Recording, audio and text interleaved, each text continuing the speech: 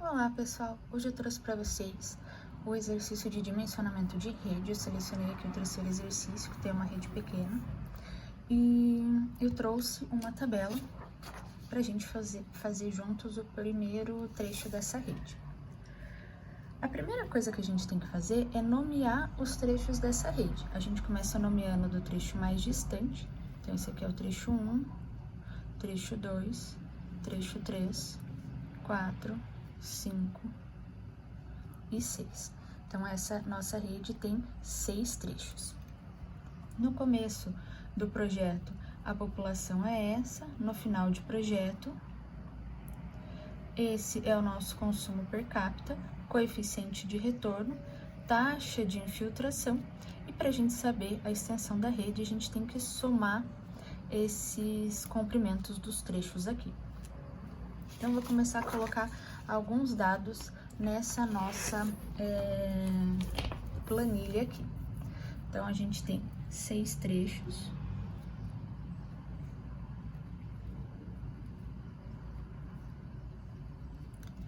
E vou colocar aqui a extensão de cada um deles.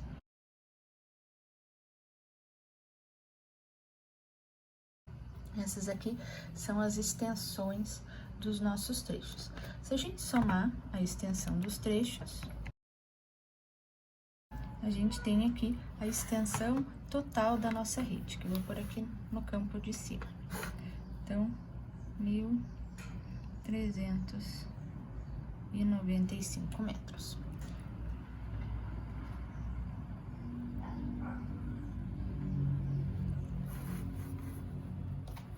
Essa é a extensão da nossa rede e os nossos trechos, ok? Para facilitar, lá no final do nosso material, a gente tem a parte de formulários. Então, lá no final do material, tem a parte de formulários, e aqui a gente tem uma página com as fórmulas de rede e a tabela. Então, isso pode facilitar na hora de fazer os exercícios, consultar essa página, que vai ser só uma folha, em vez de a gente ficar procurando em meio a parte teórica. A primeira coisa que a gente tem que fazer é calcular a vazão para definir a taxa de contribuição linear, e aí sim a gente vai começar o dimensionamento da rede propriamente dita. Eu vou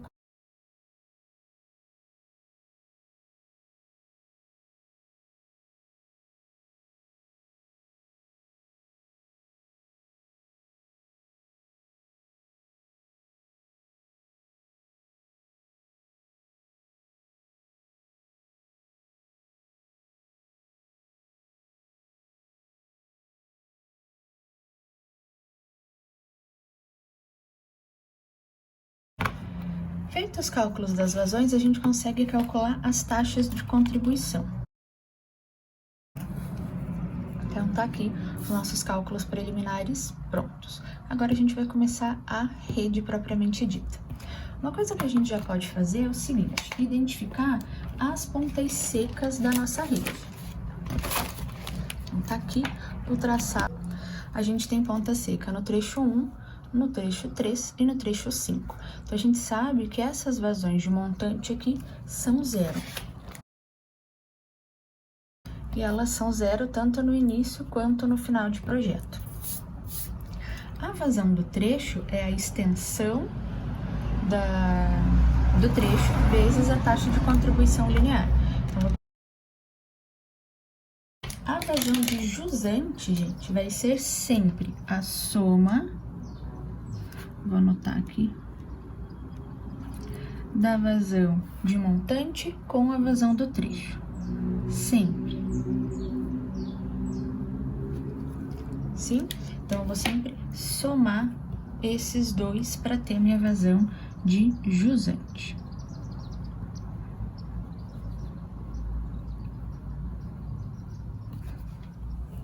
A vazão de projeto, a gente tem que analisar se essa vazão de jusante respeita a vazão mínima de norma, que é de 1,5 litros por segundo.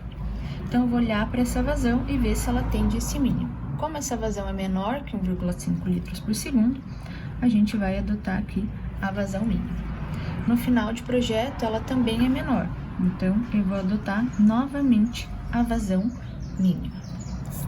Aqui a gente vai simplesmente anotar as cotas do terreno. Com isso, a gente consegue calcular a declividade do nosso terreno. E agora a gente vai calcular a declividade mínima e a declividade máxima.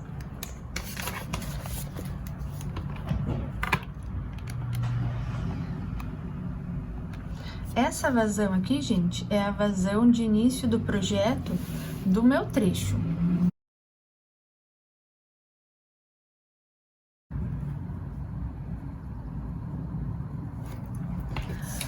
Feito isso, a gente vai precisar definir qual é a declividade que a gente vai adotar para o coletor. Então, o que a gente vai fazer? Esse aqui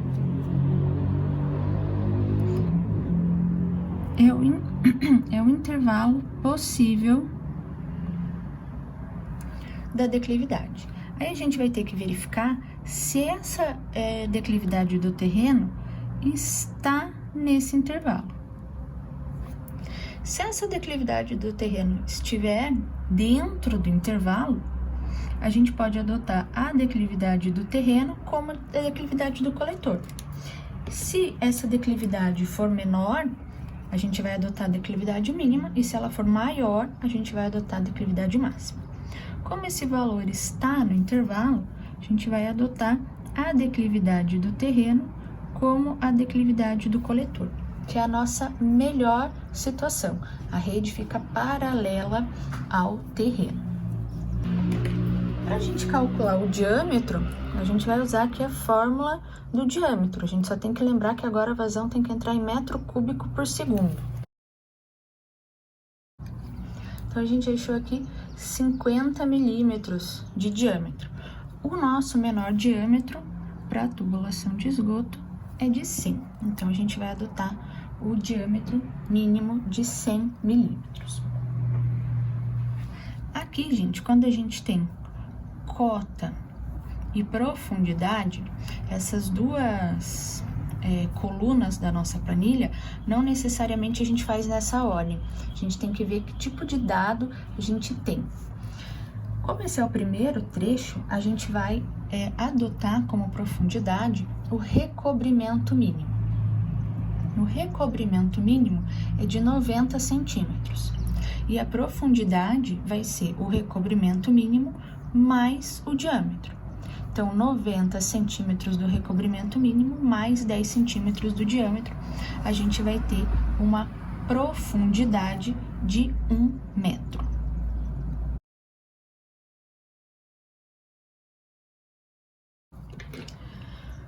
Feito a profundidade do coletor, a gente vai conseguir calcular a cota que ele tem.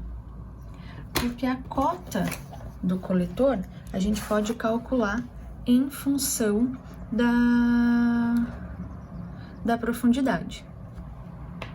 Outra coisa também, quando a gente tem a rede paralela ao terreno, a gente já sabe que a profundidade de montante vai ter que ser igual à profundidade de jusante, mas a gente vai calcular e ver se de fato os nossos cálculos estão certos, então serve para a gente conferir isso. Aqui a gente vai pegar a cota do terreno, então 85 metros, e vai tirar a profundidade de 1 metro. Então, a gente vai ter uma cota aqui de 84 metros. Então, vou só anotar aqui que esse aqui foi o primeiro passo e esse aqui, ó, foi o segundo passo. Feito isso, a gente consegue calcular a cota do coletor de jusante. Por quê? A cota do coletor de jusante é a cota do coletor da montante vezes a declividade do terreno com a extensão do trecho. Esse aqui foi o nosso terceiro passo. E por último, aqui o nosso quarto passo, a gente vai conferir a cota do coletor da montante, que é a diferença entre a cota do terreno e a cota do coletor.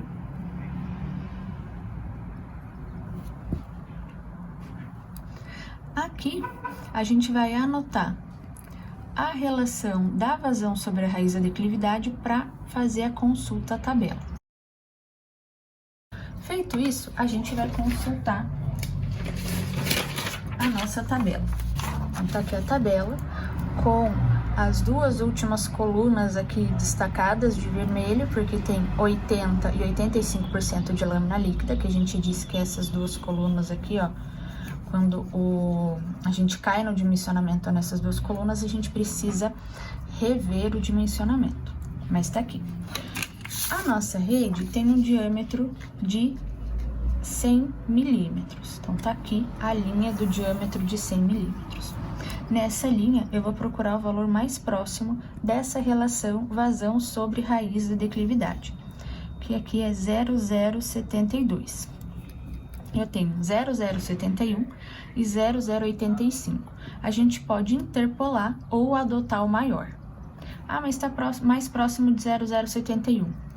Mas 0,071 tem uma lâmina líquida de 25%. Isso significa que a nossa lâmina líquida vai ser um pouco maior. Então, ou a gente adota o maior valor entre os dois próximos ou interpola. Eu vou adotar o maior valor. Então, vou colocar aqui 0,275.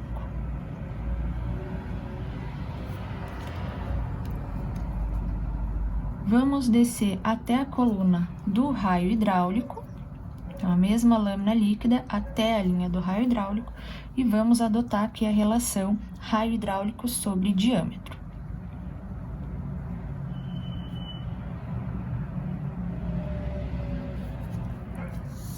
E agora vamos para a metade de baixo da tabela, também na linha de 100 milímetros. Vou manter aqui o dedo na na lâmina líquida e vou descer até a linha da velocidade sobre a raiz da declividade e vou anotar aqui na minha tabela. Então, 4,86. Feito isso, eu já não preciso mais dessa tabela de consulta.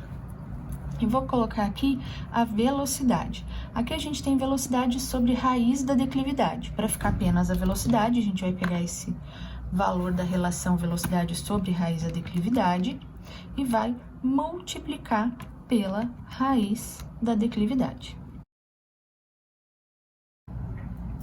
A velocidade máxima para a rede de esgoto é de 5 metros por segundo. Então, essa velocidade respeita esse limite máximo aqui. Tensão trativa. Então, tá aqui. Eu vou ter que usar o raio hidráulico e a raiz da declividade. O raio hidráulico e a declividade.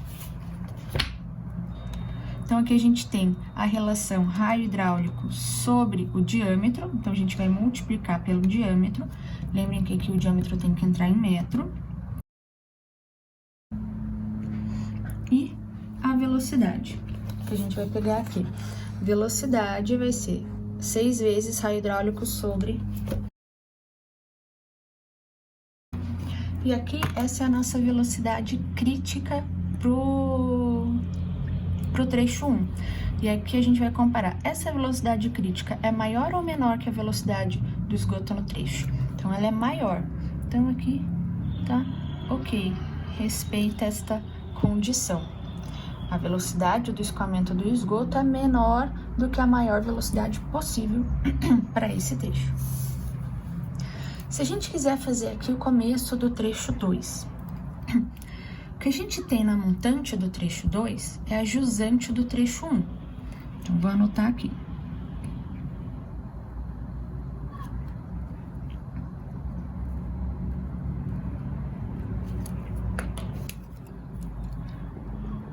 Dois é a jusante do trecho 1.